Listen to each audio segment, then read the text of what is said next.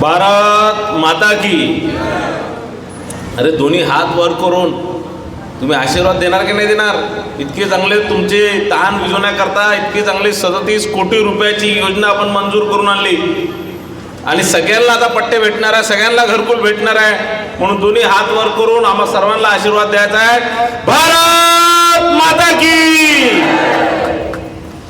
आज नगर परिषद साकोली शेंदूरवाफाच्या माध्यमातून या साकोली शेंदूरवाफा शहराकरता आणि या साकोली शेंदूरवाफा मधील सर्व नागरिकांची तहान बुजवण्याकरता एक मोठी महत्त्वाकांक्षी 37 कोटी रुपयाची योजना मंजूर झाली आणि आज त्या योजनेचं भूमिपूजन सोबतच आज 128 लोकांना मालकी हक्क पट्टे देण्याचा हा कार्यक्रम आणि या कार्यक्रमात आवर्जून उपस्थित आपल्या क्षेत्राचे लोकप्रिय नेते माजी आमदार डॉक्टर हेमकृष्णजी कापकाते साहेब इथे उपस्थित, आपल्या लाडक्या नगराध्यक्ष ज्यांना नुकतंच आपण सर्वांनी आशीर्वाद देऊन मोठ्या मताधिक्याने निवडून दिलं अशा देवश्रीताई मनीषभाऊ कापकाते, आमचे भारतीय जनता पार्टीचे जिल्हाध्यक्ष आशुभाऊ गोंडाने, आमचे माजी जिल्हाध्यक्ष ज्यांच्या नेतृत्वात आम्ही ही निवडणूक लढलो असे प्रकाशभाऊ बाळबोदे आणि अविनाशभाऊ ब्राह्मणकर, आमदार अविनाशभाऊ ब्राह्मणकर, जनतेचे आमदार अविनाशभाऊ ब्राह्मणकर, आपल्या नगर परिषदेच्या उपाध्यक्षा रोहिणीताई मुंगुलमारे, बांधकाम सभापती किशोरभाऊ पोगडे, प्रीतीताई डोंगरवार, नयनजी पटेल, मंगेशजी वासेकर, रेखाताई भाजीपाले, इंद्राणीताई कापकाते, वनिताताई डोळे, धन्वंतताई राऊत, पंकजजी मुंगुलमारे, सपनजी कापकाते, पुष्करजी करंजेकर, रविभाऊ परशुरामकर, मनीषजी कापकाते, प्रकाशजी मेश्राम, व्यंकटजी येवले आणि कोणाचं नाव विसरलो असणार तर बाकी सर्व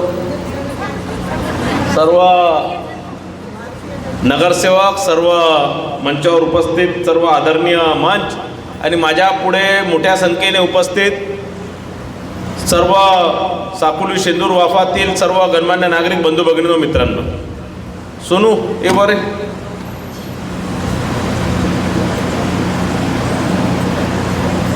आणि आमचे नगरसेवक साकोलीचे अपक्ष नगरसेवक सोनू भाऊ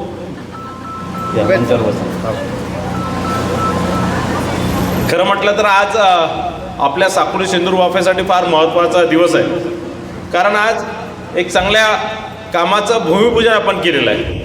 तसं बघितलं तर हे काम 1 वर्ष आधीच सुरू झालं, हे काम मी मंजूर केलं आणि मी त्यावेळेस सगळ्यांना सांगितलं कारण या कामात फार अडथळे आले, फार अडचण आली। हे मंजूर करत असताना अनेक लोकांचे प्रयत्न त्यात झाले। त्यावेळेस धन्वंतताई राऊत इच्छा अध्यक्षा होत्या, धन्वंतताई असणार, आमचे ईश्वरभाऊ असणार, त्यांनी फार याचा पाठपुरावा केला। पाणी वाटपापासनं तर फार चक्रा त्यांनी मारले, त्यांना फार अडचणी झाल्या, त्यात त्यांचे फार प्रयत्न होते। ईश्वरभाऊ आज दिसत नाही आहे, पण ईश्वरभाऊचे फार मेहनत होती, धन्वंतताईची फार मेहनत होती, त्यांचं नाव घेणं अनिवार्य आहे, त्यांनाही निश्चितच त्याचं श्रेय मिळालं पाहिजे। त्यानंतर प्रकाशभाऊ बाळबोदे असतील, मनीषभाऊ कापकाते असतील, किशोरभाऊ असतील, रविभाऊ परशुरामकर असतील, या सगळ्यांनी सातत्याने या विषयाचा पाठपुरावा केला की आपल्या या साकोली शेंदूरवाफात प्रत्येकाला घरी नळ मिळाला पाहिजे। मोठ्या मोठ्या शहरांना नळ देऊन राहिले, आमच्या या ग्रामीण भागातही प्रत्येकाला नळ मिळाला पाहिजे, प्रत्येकाला शुद्ध पाणी त्याच्या घरी पिण्याचं पाणी मिळालं पाहिजे। आणि या सगळ्या लोकांनी सातत्याने प्रयत्न करून ही योजना मंजूर करून घेतली। मंजूर करून घेतल्यानंतर मी म्हटलं की इथे नगराध्यक्ष नाही आहे आणि या कामाचं भूमिपूजन करण्याचा अधिकार नगराध्यक्षाचा असला पाहिजे आणि म्हणून जोपर्यंत आपला नगराध्यक्ष निवडून येत नाही तोपर्यंत या कामाचं भूमिपूजन आपण करायचं नाही हे मी ठरवलं होतं। त्यानंतर निवडणुका थोड्या लांबीवर गेल्या आणि मग आपल्या आशीर्वादाने आपण आमच्या ताई देवश्रीताईला निवडून दिलं आणि मग त्यानंतर भूमिपूजन करण्याचं ठरवलं। पण मी तेव्हा काम थांबवलं नाही की बाबा नगराध्यक्ष झाला किंवा तुम्ही आम्हाला निवडून दिलं तरच आम्ही काम सुरू करू असं मी काही म्हटलं नाही। मी म्हटलं लोकांचं हक्काचं काम आहे, लोकांची आवश्यकता आहे, काम सुरू ठेवा, कुठेही कामामध्ये राजकारण केलं नाही पाहिजे, लोकांना वेटीस धरलं नाही पाहिजे, लोकांना ब्लॅकमेलिंग करणं नाही म्हणजे काय तर तुम्ही मतदान करा तरच आम्ही तुमचं काम करू। तुम्ही 2019 मध्ये थोड्याशा मतांनी मला पाडलं, तरी मी कुठेही थांबलो नाही, कुठेही तुमच्या विकासापासून तुमच्या संपर्कापासून दूर राहिलो नाही. मी नेहमी सातत्याने तुमच्या संपर्कात राहिलो, तुमचे कामं करण्याचा सातत्याने प्रयत्न केला, सातत्याने तुम्हाला संपर्क करून तुम्हाला माझ्या जनता दरबारच्या माध्यमातून तुमचे सर्व वैयक्तिक कामं असतील, सार्वजनिक कामं असतील ते पूर्ण केले. जे मी करू शकत नव्हतो त्या विधान परिषदेच्या सभागृहामध्ये तुमच्या दोन्ही जिल्ह्याचा, भंडारा आणि गोंदिया जिल्ह्याची, विदर्भाचा एक आवाज म्हणून, धान उत्पादक शेतकऱ्यांचा एक आवाज म्हणून, ओबीसींचा एक आवाज म्हणून सातत्याने सरकार आपली असो की नसो सातत्याने आपले सर्व विषयांचा लढा या सभागृहामध्ये दिला. आजपर्यंत म्हणजे कालपर्यंत तुम्ही बघत असणार तर आपल्या सगळ्या भागाचे विषय सातत्याने विधान परिषदमध्ये मी मांडत राहतो. मागच्या वेळेस आणि म्हटलं की बाबा जसं आशुभाऊने सांगितलं की काही लोक आले नाही कार्यक्रमाला, तर ते कामच नाही केलं तर काही योगदानच नाही आहे.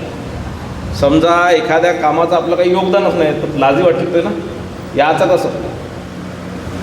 म्हणजे आपण 10 वर्षापासून आमदार राहतो, आपला नेता 10 वर्षापासून आमदार आहे, 2.5 वर्ष सरकार होती, अध्यक्ष होते, आपल्या नेत्यांनी काही 1 रुपयाची योजना नाही मंजूर केली.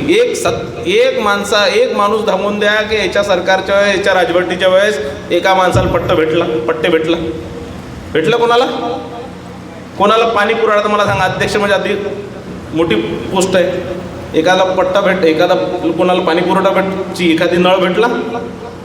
मग हिचे सगळ्या नगरसेवकाला विचार लाज वाटली.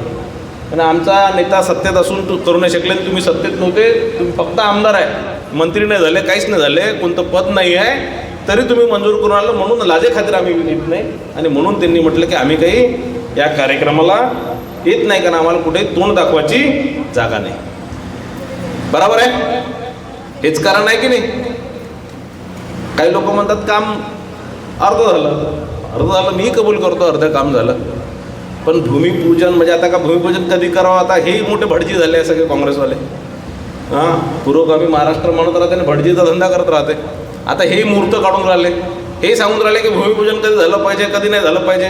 अरे तुमचं कर्तृत्वच नाही, तुमचं काही योगदान नाही, तुम्ही कोण सांगणार भूमिपूजन करायचं. आम्ही ती मंजूर करून आणली योजना, आम्ही पाहू कधी भूमिपूजन करायचं, कधी लोकार्पण करायचं. बरोबर आहे.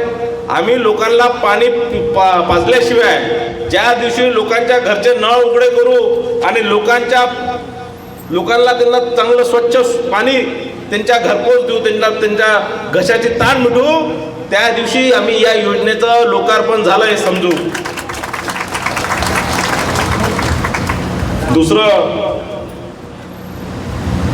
आपल्या इथे अनेक वर्षापासून प्रलंबित विषय होता मालकी हक्क पट्ट्याचा.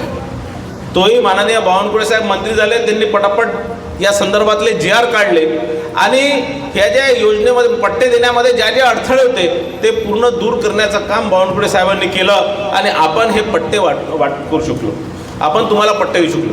आज 128 लोकांना पट्टे देण्याचं काम आमचे मंगेशजी वासेकर साहेब आहेत, CO, यांनी सातत्याने स्वतः प्रयत्न करून यांनी हे केलं. त्यात अविनाश भाऊ ब्राह्मणकरांचं मोठं योगदान आहे, त्यांनी सातत्याने या सगळ्या गोष्टीचा पाठपुरावा केला.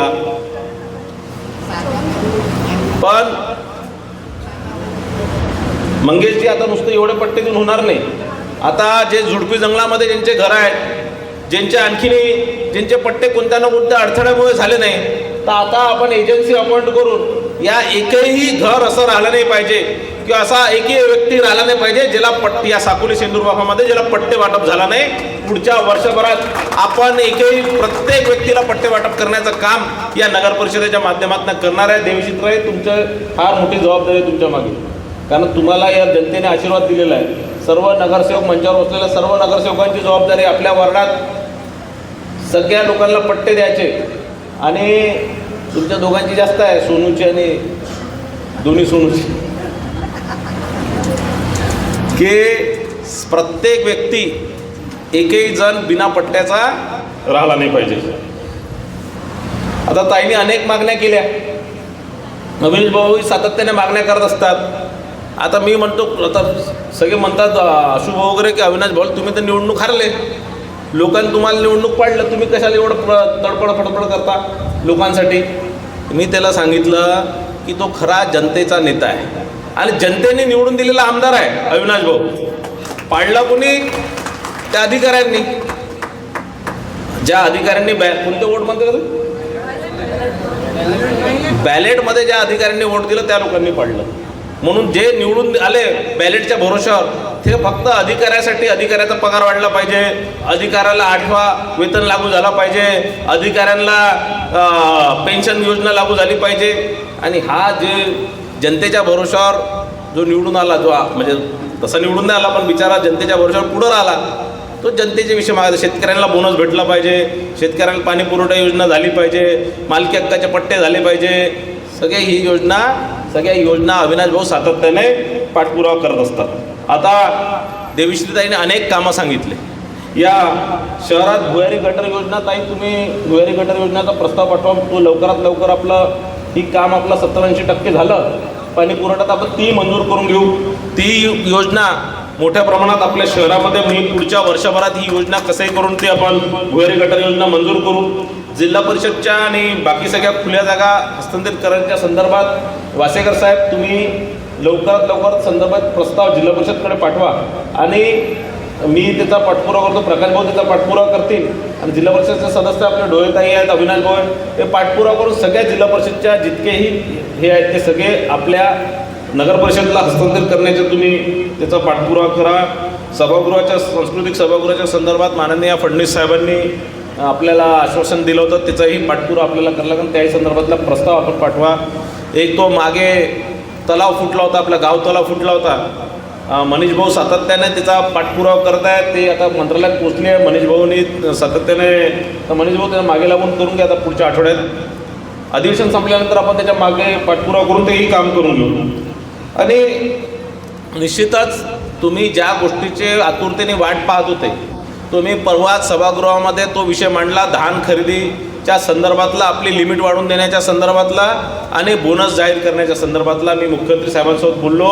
मुख्यमंत्री साहेबांनी आश्वासन दिलं आहे की या अधिवेशन संपायच्या आजपर्यंत, शेवटच्या दिवशी किंवा संपेपर्यंत निश्चितच बोनसची घोषणा मुख्यमंत्री साहेबांच्या माध्यमातून होणार आहे. ते बघितलं की नाही भाषण? सभागृह तुमच्यासाठी भांडलो, बघितलं की नाही? बघितलं, बघता की नाही? बघता फेसबुक, इंस्टाग्राम काही आहे ना, चांगलं भांडलो ना. तुम्ही म्हणत असाल जे निवडून दिलं तो भांडत नाही, जे पाडलं भांडते. तर निश्चितच तुमचे सगळे काम करून देण्याची जबाबदारी मी घेतो. तुम्ही आम्हाला आशीर्वाद दिला, असा आशीर्वाद तुमचा आमच्या पाठीशी नेहमी असू द्या, हीच आपल्या सर्वांना विनंती करतो. आणखी काय बोलायचं? आणखीन काय कोणती गोष्टी? DPRच्या संदर्भात DPR मला वाटतं प्रकाश भाऊ तुम्हाला पाठपुरावा करायला लागणार. तो माननीय एकनाथ शिंदे साहेबांच्या कार्यालयात प्रलंबित आहे. तोही अधिवेशन संपल्यावर त्याही संदर्भातला आपण DPR तयार करून परत एक प्लॅन्ड सिटी ही साकोली शेंदूरवाफा झाली पाहिजे, याच्याकरता आपण ते नियोजन करू. आणि प्रत्येकाला नळ देण्याचं हे एक महत्त्वाकांक्षी योजनेचं आज भूमिपूजन झालं, याची मी घोषणा करतो. आपण सर्व इथे आला त्याबद्दल आपला सर्वांचा आभार मानतो. धन्यवाद. जय हिंद, जय महाराष्ट्र.